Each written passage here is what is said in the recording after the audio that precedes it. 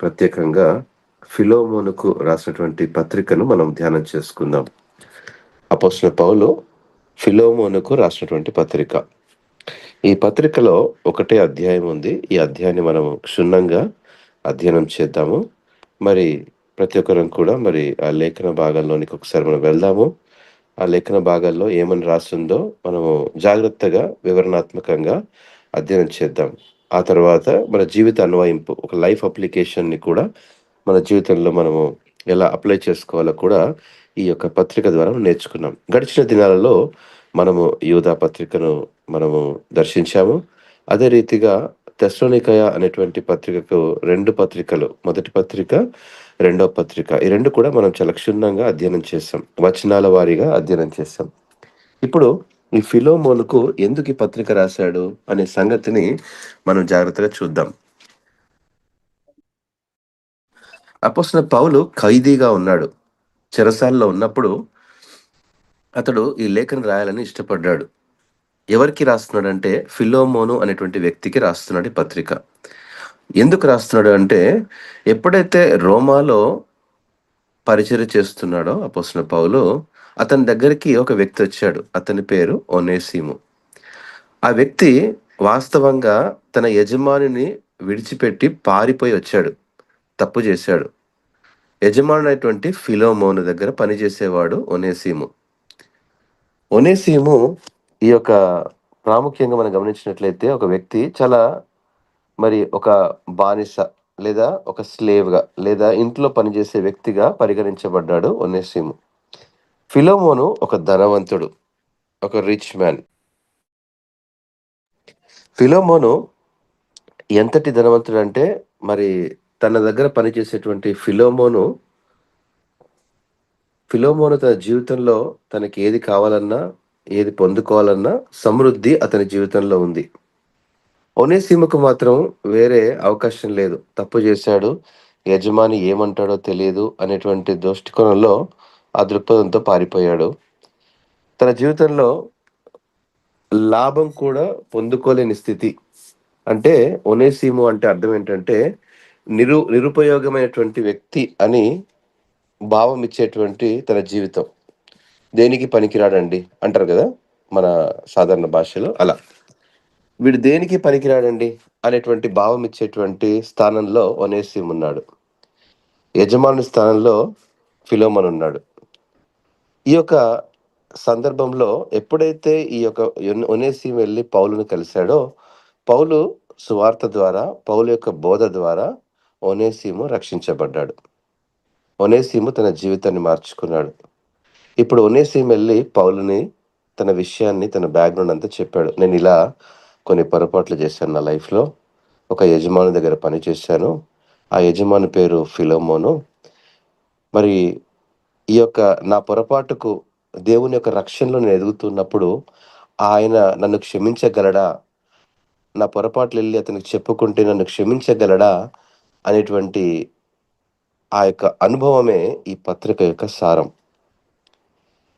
మరి నిజంగా ఒక తప్పు చేస్తే, ఒక యజమాని తన యొక్క దాసుడు ఎవరైనా తప్పు చేస్తే, ఇంట్లో పనిచేసే వాళ్ళు తప్పు చేస్తే ఏం చేస్తారండి? ఖచ్చితంగా ఖండిస్తారు, కోపంతో గద్దిస్తారు, వాళ్ళని వాస్తవానికి పని నుండి మానిపిచ్చేస్తారు కూడా. కానీ ఈ ఫిలోమోను అటువంటి వ్యక్తి బానిస. బానిస అంటే ఏంటంటే జీవితకాలం వాడి దగ్గర పని చేయాల్సిందే యజమాని దగ్గర. ఇంక వేరే అవకాశం లేదు ఆ దినాల్లో. ఈ దినాల్లో ఈ పని బాలేపోతే ఆ పనికెళ్ళొచ్చు, ఈ ఇంట్లో పని చేయకపోతే ఆ ఇంట్లో పని చేసుకోవచ్చు. కానీ బానిస బ్రతుకు అది కాదు. నచ్చినా నచ్చకపోయినా యజమాని దగ్గర కుక్కలాగా పడుండాల్సిందే అన్న స్థితి ఆ దినాల్లో ఉండేది. అలాంటి దినాల్లో ఒనేసిము పారిపోయి వెళ్ళిపోయాడు. యజమాని కొడతాడో, తిడతాడో తెలీదని. అయితే పౌలు ఇప్పుడు ఏం చేస్తున్నాడంటే ఒక మధ్యవర్తిగా ఉండి వీరిద్దరి మధ్యలో ఒక క్షమాపణ అనేటువంటి అనుభవాల్ని ఫిలోమోనుకు రాస్తున్నాడు లేఖ. ఇది లేఖ యొక్క సారాంశం ప్రియమైన బిడ్డలారా. అంతేకాదు పౌలు చెరసాల నుంచి విడిపించబడిన తర్వాత ఒనేసిమును గురించినటువంటి విషయాన్ని మరలా ఫిలోమోనుకు కలిసి కృతజ్ఞతలు చెప్పాలని ఆశపడుతున్నాడు పౌలు. ఆయన ఆశ ఏంటంటే ఫిలోమోను దగ్గరికి వెళ్ళి, నేనే ఆ లేఖను రాసింది. నా దగ్గరే ఒనేసిము రక్షించబడ్డాడు. ఒనేసిము తన తప్పును తెలుసుకున్నాడు, మారుమనసు పొందాడు. ఇప్పుడు తన జీవితం మార్చుకున్నాడు కాబట్టి ఫిలెమోను, కొంచెం అతన్ని క్షమించు అని, నువ్వు క్షమించినందుకు కృతజ్ఞతలు నేను నీకు తెలియజేయాలనుకుంటున్నాను. ఫేస్ టు ఫేస్ కలిసి నేను నీకు ఆ యొక్క విషయాన్ని తెలియజేయాలని ఆశపడుతున్నాడు పౌలు. ఇది అపోస్తలుడైన పౌలు యొక్క హృదయంలోంచి వచ్చినటువంటి ఒక చక్కటి భావన. ప్రియ దేవుని బిడ్డలారా, ఈ పత్రిక మనల్ని ఏమని జ్ఞాపకం చేస్తుందంటే, చూడండి, నేను కొన్ని వచనాలు మీకు చదువుతాను, గమనించండి. క్రీస్తు యేసు ఖైదీనైన పౌలును, సహోదరుడైన తిమోతియు, మా ప్రియుడను జతపనివాడునైన ఫిలోమోనుకు, మన సహోదరి అయిన అప్ఫియకును, తోడి యోధుడైన అర్కిప్పునకును, నీ ఇంట ఉన్న సంఘమునకును శుభమని చెప్పి వ్రాయునది. ఈ యొక్క మొదటి వచనం ఏమని జ్ఞాపకం చేస్తుందంటే, ఫిలెమోను ఇంట్లో సంఘం కూడా ఉంది. ఫిలెమోను ఇంట్లో ఉన్నటువంటి సంఘములో కొందరు విశ్వాసులు కూడా ఉన్నారు. అప్ఫియకు ఉన్నారు, మరి అర్కిప్ ఉన్నారు. వీళ్ళిద్దరు కూడా ఆ సంఘంలో సభ్యులే. వారు కూడా దేవుని పరిచర్యలో వారి పాలుభాగస్తులుగా ఉంటున్నారు. సో ఫిలెమోను ధనవంతుడైనప్పటికీ కూడా దేవుని యొక్క సంఘానికి మరి అధ్యక్షుడిగా ఉన్నాడు, జత పనివాడుగా ఉన్నాడు, ఉన్నతమైన స్థాయిలో ఉన్నాడు. మంచి తత్వాన్ని కలిగినటువంటి, మా సమాజంలో మంచి పలుకుబడి, పేరు కూడా కలిగినటువంటి వాడుగా మనము ఫిలెమోను బట్టి మనం గమనించగలం. అయితే ప్రాముఖ్యంగా మనము 4వ వచనం చూసినట్లయితే, నీ ప్రేమను గూర్చియు ప్రభువైన యేసు ఎడలను సమస్త పరిశుద్ధులందరి ఎడలను నీకు కలిగి ఉన్న విశ్వాసమును గూర్చియు నేను విని నా ప్రార్థనలందు నీ నిమిత్తము విజ్ఞాపనము చేయుచు ఎల్లప్పుడూ నా దేవునికి కృతజ్ఞతాస్తుతులు చెల్లించుచు క్రీస్తును బట్టి మీ యందున్న ప్రతి శ్రేష్టమైన వరము విషయమై నీవు అనుభవపూర్వకముగా ఎరుగుట వలన ఇతరులు నీ విశ్వాసమందు పాలివారగుట అనున్నది కార్యకారి కావలియునని వేడుకొనుచున్నాను. తన యొక్క గుణగణాలు కూడా మంచివిగానే ఉన్నాయి ఫిలెమోనుకు. మంచి స్వభావం గలటువంటి వ్యక్తిగానే ఉన్నాడు ఫిలెమోను. ప్రేమను గూర్చి అనేటువంటి ప్రాముఖ్యంగా రాస్తున్నాడు. నీ ప్రేమను గూర్చి అంటున్నాడు. మరి దేవుని సన్నిధిలో వారు సంఘాన్ని నడిపిస్తూ ఉన్నారు కాబట్టి, సంఘ అధ్యక్షుడు మాత్రమే కాదు గాని ప్రేమను పంచే విషయంలో కూడా ఫిలెమోను ఏం తక్కువ కాడని మనం గమనించగలం. అయితే 7వ వచనంలో, సహోదరుడా, పరిశుద్ధుల హృదయములో నీ మూలముగా విశ్రాంతి పొందినందున నీ ప్రేమను బట్టి నాకు విశేషమైన ఆనందము, ఆదరణ కలిగెను. సో ఫిలెమోను ఆ సంఘములో అధ్యక్షత ఉన్నటువంటి భావం మాత్రమే కాదు గాని, తన ప్రేమను బట్టి ఇతరులు కూడా క్రీస్తు వైపు నడిపించేటువంటి సామర్థ్యాన్ని కలిగి ఉన్నాడు. తన ప్రేమను బట్టి క్రీస్తులో విశ్రాంతి పొందుకునేటువంటి అనుభవాన్ని కలిగి ఉన్నాడు ఫిలెమోను. ఈ యొక్క 8వ వచనం నుండి మనం జాగ్రత్తగా గమనించినట్లయితే, కావున యుక్తమైన దానిని గూర్చి నీకు ఆజ్ఞాపించుటకు క్రీస్తునందు నాకు బహుధైర్యము కలిగి ఉన్నను, వృద్ధుడను. ఇప్పుడు క్రీస్తు యేసు ఖైదీనై ఉన్న పౌలును నేను ప్రేమను బట్టి వేడుకొనుట మరి మంచిదనుకొని నా బంధకములలో నేను కనిన నా కుమారుడగు ఒనేసిము. నా బంధకములలో నేను కనిన నా కుమారుడు. ఈ మాటలు ఏమని వ్యక్తపరుస్తున్నాయంటే, తన యొక్క పరిచర్య ప్రయాణంలో, ఆ రక్షణ అనుభవంలో ఎవరికైతే సువార్తను ప్రకటిస్తూ వచ్చాడో పౌలు, ఒనేసిము అనేటువంటి వ్యక్తిని ఇక్కడ కింద రాయబడింది చూడండి, ఫుట్ నోట్లో కూడా ఉంది. ఒనేసిము అను పేరు నాకు సహాయకరమైన అని అర్థం. సహాయకరమైనటువంటి వాడుగా ఉన్నాడు ఒనేసిము. నా కుమారుడు అనేటువంటి భావన ఇస్తున్నాడు. అంటే కుమారుడు అంటే చిన్నవాడు, అంటే నా బిడ్డ అనేటువంటి భావం అన్నమాట అక్కడ. అంటే రక్షణలో వీడు ఎదిగాడు కాబట్టి, మరి ఆత్మీయ తండ్రిగా పౌలు స్థానంలో ఉంటూ, మరి ఆత్మీయ కుమారుడుగా ఒనేసిమును జ్ఞాపకం చేస్తున్నాడు.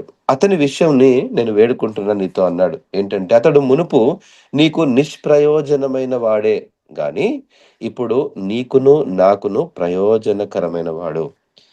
ఒనేసిము అనే వ్యక్తి ఒకప్పుడు ఎలా ఉన్నాడంట? నిష్ప్రయోజనమైన వ్యక్తిగా ఉన్నాడు. ఇప్పుడు రక్షణ పొందిన తర్వాత, దేవునిలో ఎదుగుతున్న తర్వాత ఇప్పుడు ప్రయోజనకరమైన వాడయ్యాడు. నా ప్రాణము వంటి వాడైన అతనిని ఏమన్నాడు చూడండి, ఇంకా నా ప్రాణము వంటివాడు, నా కుమారుడు నా ప్రాణము వంటివాడు అనేటువంటి భావాన్ని పౌలు ఒనేసిము గురించి వ్యక్తపరుస్తున్నాడు. ఒనేసిము ఎవరండి అంటే, ఒక బానిస, ఫిలెమోను దగ్గర పనిచేసేవాడు. అతని గురించినటువంటి ఎంత మనసు పౌలుకుందంటే, ఆయన గురించి నేను ఫిలోమోను క్షమాపణ అడగాలి. పౌలు స్థాయేంటి? ఒనేసిము స్థాయేంటి? పౌలెళ్ళి ఫిలోమోనుతో మరి అర్జీ పెట్టుకుంటున్నాడు. Is requesting.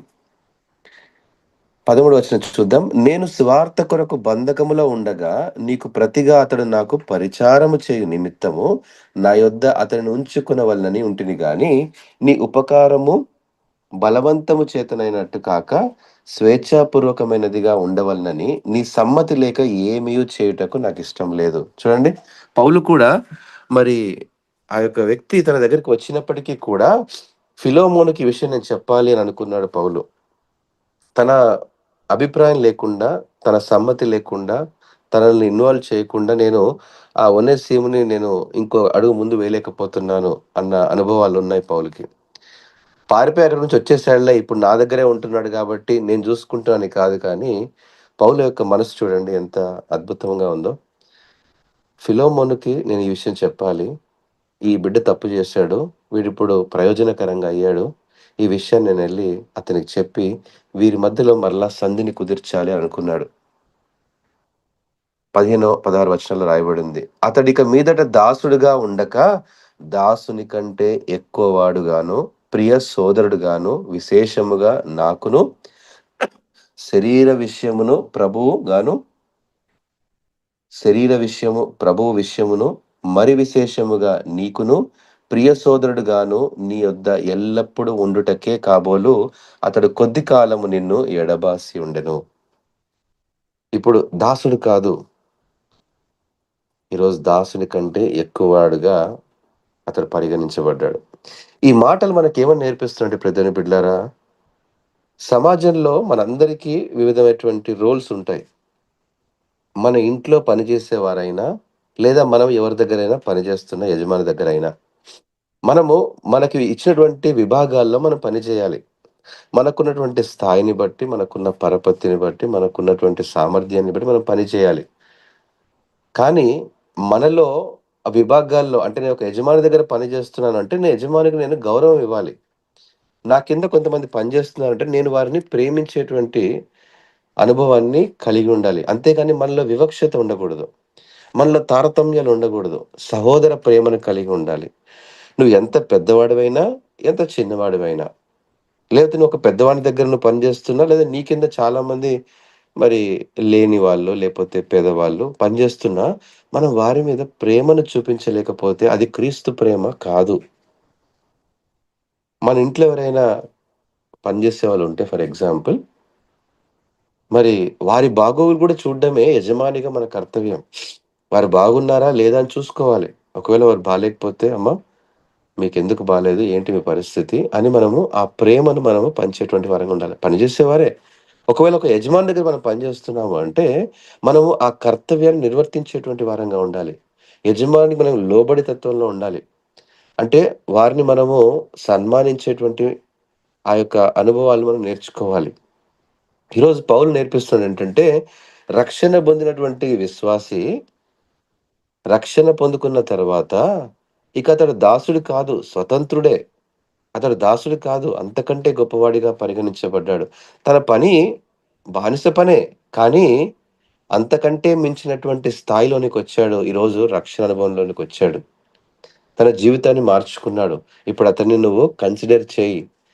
ఎందుకంటే కొద్ది కాలం నా దగ్గరకొచ్చి ఇవన్నీ నేర్చుకొని, అనుభవాలతో ఇప్పుడు నీ దగ్గరకొస్తాడు. అతన్ని నువ్వు మరలా క్షమించు అనేటువంటి మాటను ఫిలోమోనుకు నేర్పిస్తున్నాడు. ప్రియమైన బిడ్డలారా, ఇది అన్నిటికంటే కష్టమైనటువంటిది ఇతరులను క్షమించడం. ఆడు తప్పు చేశాడండి. వాడికి ఆ శిక్ష తప్పదు. వాడు ఆ మిస్టేక్ చేశాడు కాబట్టి నేను వాడిని దూరం పెట్టేశాను. అలా మనం అనుకుంటాం. కానీ క్రీస్తు ప్రేమ ఇంతకంటే మించిది. తండ్రి వీరేమి చేయుచున్నారో వీరెరుగరు గనుక వీరిని క్షమించుమని చెప్పేంత ప్రేమది. అలాంటి ప్రేమ పౌలు మధ్యవర్తిగా ఉండి ఫిలోమోను, ఒనేసిమును క్షమించు అనేటువంటి మర్యాదగా వెళ్తున్నాడు. ఈరోజు మనం కూడా అదే స్థాయిలో ఉండగలిగితే ప్రియమైన బిడ్డలారా, ఇతరుల తప్పును తన మీద వేసుకోగలుగుతున్నాడు పౌలు. ఆ వచనం గూడా ఉందండి ఇక్కడ. ఎంత అద్భుతమైన వచనం అంటే 17 వచనం చూస్తే, "కాబట్టి నీవు నన్ను నీతో పాలివానిగా ఎంచిన యెడల నన్ను చేర్చుకున్నట్టు అతనిని చేర్చుకొనుము." చూడండి, ఈక్వల్ చేసుకుంటున్నాడు. ఒక బానిసతో, ఒక దాసునితో పౌలు ఇప్పుడు ఈక్వల్ అంటున్నాడు. ఆయన నేను ఇప్పుడు ఇద్దరం ఈక్వలే. నన్నెంతగా చూసుకుంటున్నావో అతన్ని గూడా చూసుకో అంటున్నాడు. ఆ మధ్యవర్తిత్వంలో ఎలా ఉందంటే పెద్దరికం గాదు. ఆ మధ్యవర్తిత్వంలో తను హెచ్చుతనం గాదు. మధ్యవర్తిత్వంలో అధికారం కాదు. ఈక్వల్. యేసుక్రీస్తు ప్రభువారు కూడా నీకు నాకు మధ్యవర్తిగా వచ్చాడు. మనము పాపులమై ఉండగా మన పాప శిక్షను తన మీద వేసుకొని మనకు సమానంగా మానవుని రూపంలోనికి రావాల్సొచ్చింది. మన పాప పంకిలమైనటువంటి శరీరంలో గూడా తను గూడా దాల్చుకొని రక్తమాంసములో పాలివాడయ్యాడు. దాసుని స్వరూపాన్ని ధరించుకున్నాడు.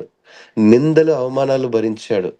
మన ప్రతి ఒక్క వ్యతిక్రమ క్రియలను బట్టి గాయపరచబడ్డాడు. మన దోష శిక్ష అతని మీద పడినప్పుడు ఆయన భరించాడు. దాసుని స్వరూపాన్ని ధరించుకున్నాడు. మనుష్యుల పోలికలోనికి రాగలిగాడు. మనతో సమానంగా ఎంచుకున్నాడు. తండ్రితో విజ్ఞాపన చేశాడు. తండ్రి వీరిని క్షమించమన్నాడు. తండ్రి నేను వారి కొరకు నా ప్రాణాల్ని సైతం పణంగా పెడతాను. నా రక్తము చేత వారిని కడిగి ప్రోక్షించమని యేసుక్రీస్తు ప్రభువారు కల్వరి శిలువలో 2 చేతులు చాపినప్పుడు ఆ క్షమాపణ మనకు దొరికింది ప్రియమైన బిడ్డలారా. మనకు సమానంగా వచ్చాడు. తన సింహాసనాన్ని విడిచిపెట్టి రిక్తుడుగా ఈ లోకానికొచ్చాడు. ఆయన క్షమాపణ ఎంత అద్భుతమైందంటే, మనము మానవులమైన మనము ఎవరైనా చిన్న పొరపాటు చేస్తే కూడా క్షమించం మనం. కానీ మన ప్రతి అతిక్రమ క్రియలను క్షమించడానికి క్రీస్తు మన కొరకు మధ్యవర్తిగా వచ్చాడు. అదే ప్రేమను నేర్చుకున్నటువంటి పౌలు కూడా ఈరోజు అదే మధ్యవర్తిగా ఉన్నాడు. 18వ వచనం చూసినట్లయితే, "అతడు నీకు ఏ నష్టమైనను కలుగజేసిన యెడల, నీకు ఏమైనా రుణమున్న యెడల అది నా లెక్కలో రాసుకో" అంటున్నాడు. ఎంత ఈ యొక్క ఇంటర్సెషన్ ఎంత మరి ఎంత ఎమోషనల్‌గా ఉందో మనం గమనించగలం. ఎంత లోతైనటువంటి భావాలున్నాయో గమనించగలం ప్రియమైన బిడ్డలారా. ఇతరులు క్షమించడం మాత్రమే కాదు గానీ, ఇతరుల తప్పును గూడా తన మీద వేసుకునేటువంటి ఆ యొక్క ప్రేమ. ఇది కేవలం క్రీస్తు ప్రేమలో మాత్రమే దొరుకుతుంది ప్రియమైన బిడ్డలారా. వాడు చేసిన తప్పు నాకెందుకండి? వాడి పాపాన ఆడే పోతాడు. ఆడి కర్మకి ఆడే పోతాడు అనే స్థితి కాదిది. అయ్యో! వాడు పొరపాటు చేశాడా? పర్వాలేదు, పర్లేదు ఉండు. నేను వాడి తరపున నేనెళ్లి క్షమాపణ అడుగుతాను అనేటువంటి ప్రేమ అది. అది క్రీస్తు ప్రేమ. అయ్యో! మనమందరం ఇంకను పాపులమై ఉండగా క్రీస్తు మన కొరకు చనిపోయెను. మనం ఇంకను పాపులమై ఉండగా క్రీస్తు మన కొరకు తన ప్రాణాన్ని లెక్క చేయలేదు ప్రియమైన బిడ్డలారా. మన పాపాన్నంతా తన లెక్కలో వేసుకున్నాడు. మన అతిక్రమ క్రియలను తన లెక్కలో వేసుకున్నాడు. ఆయన మీద వేసుకున్నాడు. అది క్రీస్తు ప్రేమ. ఈరోజు నీవు నేను కూడా ఈ అనుభవాలు నేర్చుకోగలిగితే చాలా అద్భుతంగా ఉంటాయి ప్రియమైన బిడ్డలారా. అందుకే ఈ యొక్క 17 నుంచి మనం చూడగలిగితే 19 నుంచి మనం చివరి వరకు చూడగలిగితే, నేను మరలా నా చెరసాల అయిపోయిన తర్వాత, నా శిక్ష అయిపోయిన తర్వాత నేను పర్సనల్‌గా కలుస్తాను. నేను కృతజ్ఞతలు తెలియజేస్తానని చెప్పడం మనము ఈ లేఖనాల్లో గమనించగలం. ఇందులో చాలా అద్భుతమైనటువంటి జీవిత సత్యాలున్నాయి ప్రియమైన బిడ్డలారా. ఈరోజు క్రైస్తవ విశ్వాస ప్రయాణం అనేటువంటిది ప్రేమ అనేటువంటి పునాదుల మీద ఉంటది. ప్రేమ అనే పునాది క్షమాపణతో ముడిపెట్టబడింది. క్షమాపణ, ప్రేమ 2 కలయికగా ప్రయాణం చేస్తాయి. విశ్వాస జీవితంలో ఇతరులను క్షమించడము ఎంత కష్టమైనా, దాన్ని కఠినమైన అది క్షమించడమే క్రైస్తవ విశ్వాసం యొక్క తత్వం. ప్రేమ అనేది ఆత్మ ఫలము. ఆ ఫలం మనం ఫలిస్తున్నాము అంటే ఇతరులను క్షమించగలుగుతున్నాం అనేటువంటి భావన. ఇతరులు ఎంత పొరపాటు చేసినా there is always a threshold అంతవరకు ఉంటది. అంటే ఎంత కోపమొచ్చినా 2 రోజుల తర్వాత మనం మర్చిపోవాల్సిందే తప్పదు. ఎవడు ఎంత పెద్ద పొరపాటు చేసినా మనం ఇతరులను క్షమించగలగాలి. అదే రీతిగా అటుపక్కన ఉన్నటువంటి విశ్వాసి కూడా తోటి విశ్వాసులతో ఎలా ఉండాలంటే ఒకవేళ మరి వాడెవడో రూ. 1,00,000 తీసుకొని వెళ్ళిపోయాడనుకోండి. ఇప్పుడు నీకు కోపమొచ్చింది. నువ్వు వాడిని క్షమించమంటే క్షమించలేవు. వాస్తవమే అది. కానీ అతడు కూడా విశ్వాసే.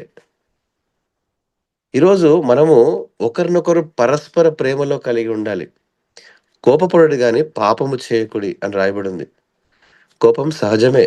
గద్దించాలి. తప్పదు. ఎవరైనా పొరపాటు చేస్తే గద్దించడం సహజమే. కానీ గద్దింపులో కూడా వారిని సరిజేసేటువంటి విధానంలో మనం ఉండాలి. వారిని నాశనం చేసే విధానంలో కాదు అని ఇక్కడ మనం నేర్చుకోవాలి. ఎవరినైనా మనము ఇబ్బంది పెట్టకూడదు. వారిని సరిజేయాలి. జరుగుతాయి. పెద్ద పెద్ద పొరపాట్లు జరుగుతాయి జీవితంలో. ఎంతోమందున్నారు. మొన్నొక సహోదరి ప్రేయర్ రిక్వెస్ట్ పెట్టారు. వారు ఎవరికో డబ్బులిచ్చారంట. దానివల్ల కొన్ని లక్షలు అప్పులయిపోయాయంట. మరొక సహోదరి చెప్పారు. ఎవరినో నమ్ముకున్నామండి. మా ఉన్నదంతా అమ్ముకోవాల్సొచ్చిందని చెప్పారు. ఇంకో వ్యక్తి చెప్పాడు. పలానా వ్యక్తిని నమ్ముకున్నానండి. ఉద్యోగం ఇస్తాడని ఇవ్వలేదు. పలానా వ్యక్తిని నమ్ముకున్నానండి. నా జీవితాన్ని ముందుకు తీసుకొనెళ్తా అన్నాడు. కానీ మోసం చేశాడు. అలా ఎంతోమంది చెప్తూ ఉంటారు. కానీ వారిని క్షమించడం నిజంగా సాధ్యమవుతుందా? అసాధ్యం అది. మానవులముగా. కానీ క్రీస్తు ప్రేమలో మిమ్మల్నందరినీ మరొకసారి క్రీస్తుని చూడమని అడుగుతున్నాను. కలువరి శిలువలో నీకోసం ఆయన నిన్ను క్షమించాడే. నీ యొక్క ప్రతి పాప భారాన్ని ఆయన క్షమించగలిగాడే. పౌలు నేర్చుకున్నాడు, నేర్పిస్తున్నాడు. ఈరోజు ఇదే వాక్యం ద్వారా నేను, నువ్వు మనమందరము కూడా తోటి విశ్వాసులను, తోటి కుటుంబీకులను, తోటి సహోదర ప్రేమ విషయంలో అదే క్షమాపణ గుణగణాలు కలిగి ఉండమని ప్రాధేయపడుతున్నాను. ఈరోజు ఈ అనుభవాన్ని నేర్చుకుందాం. Let's try to forgive and forget.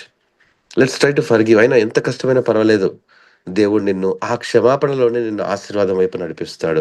నువ్వేదైతే నష్టంతో కోల్పోయావో, ఎవరి వల్లైనా నువ్వు ఒక ఇబ్బందులు, అవమానం, నిరాశ, ఒంటరితనం, నిస్పృహ, అనారోగ్య పరిస్థితి, ఆర్థిక పరిస్థితి, ఎవరి వలన నీకు మరి నీ సమస్యల వైపు నిన్ను నడిపించబడిందేమో, ఈరోజు వారిని ఒక్కసారి నువ్వు మోకరించి దేవుని సన్నిధిలో విజ్ఞాపన చేసి వారిని క్షమించి చూడు. దేవుడు మరలా పునరుద్ధరించేవాడుగా ఉన్నాడు. He will restore your life again. వారిని క్షమించడంలోనే మనకు లాభము. వారిని క్షమించడంలోనే దేవుని యొక్క ఆశీర్వాదము. వారిని క్షమించడంలోనే మన నిరీక్షణ దాగి ఉందని గ్రహించాలి. ఆ క్షమాపణే మా రుణస్థులను మేము క్షమించున్న ప్రకారము మా రుణములను మమ్మల్ని క్షమించండి అనే యేసుక్రీస్తు ప్రభువారు నేర్పినటువంటి పరలోక ప్రార్థనలో ఉంది ప్రియమైన బిడ్డలారా. మనం ఇతరులను క్షమించగలిగితే దేవుడు మనల్ని క్షమిస్తాడు. ఇతరులు మనం ఆశీర్వాదకరమైన మాటలు మాట్లాడగలిగితే దేవుడు మనల్ని ఆశీర్వదిస్తాడు. ఇతరులు మనం ఎటువంటి సహోదర ప్రేమ భావాలతో మనం చూడగలిగితే క్రీస్తు మన ఎడల అలాంటి అనుభవాన్ని కలిగి ఉంటాడు అని నేర్చుకోవాలి. అంతేకాదు ఇతరుల కేవలం మనం డైరెక్ట్‌గా కాకుండా కూడా మధ్యవర్తిత్వం యొక్క క్షమాపణ. ఇది ఇంకా రెండో మెట్టు ప్రియమైన బిడ్డారా. అది మనం చేసిన తప్పు కాదు. ఎవరో చేసిన తప్పుని మన మీద వేసుకొని మనం వెళ్లి క్షమాపణ అడగడం. అన్నా పలానా వ్యక్తి నీకు అన్యాయం చేశాడంట గదా! దయచేసి క్షమించన్నా అని అడగడంలో ఎంత భారం ఉంటది తెలుసా? ఎంత బరువు తెలుసా ఆ మాట? అది భరించగలిగిన వాడికి అర్థమవుతది. ఒక ఇంటర్సెషన్ ప్రేయర్, మనం ఒక మధ్యవర్తిత్వ యొక్క ప్రార్థన అంత బలమైంది ప్రియమైన బిడ్డలారా.